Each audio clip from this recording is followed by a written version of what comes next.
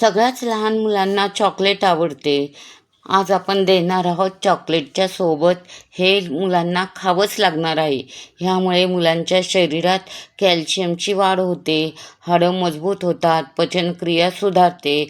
आज करणार तिळाची मस्त अशी रेसिपी. तीळ स्वच्छ करून पाकडून चाळून घ्यायचे. पॅनमध्ये तीळ भाजत ठेवूयात.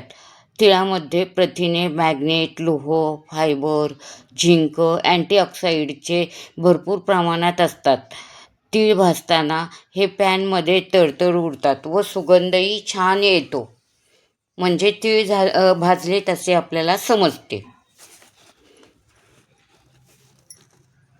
पॅनमध्ये 1 ते 2 चमचे तूप घालून त्यात 1 वाटी गूळ घालायचा व तो वितळून घ्यायचा.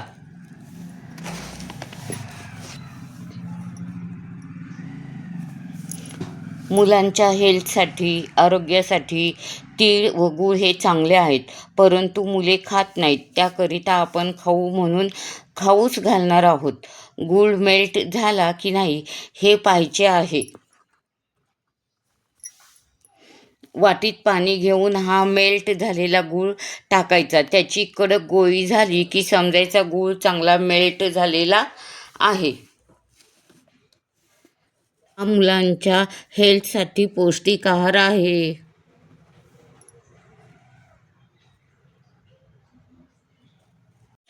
सिलिकॉनच्या साच्यामध्ये हे मिश्रण टाकूयात. नंतर 1 चॉकलेट किंवा कॅडबरी घेऊन ती मेल्ट करून घ्यायची व ह्या साच्याच्या वरती पसरवायची. इथे चॉकलेट सिरपसुद्धा टाकले तरी चालते. हा साचा फ्रीजमध्ये 15 ते 20 मिनिटाकरिता ठेवणे. नंतर पहा आपली छान अशा वेगवेगळ्या आकारात खाऊ तयार करू शकतो. मुलांना शाळेत व संक्रांतीच्या दिवशी सुद्धा आपण हे तिळगुळ म्हणून देऊ शकतो.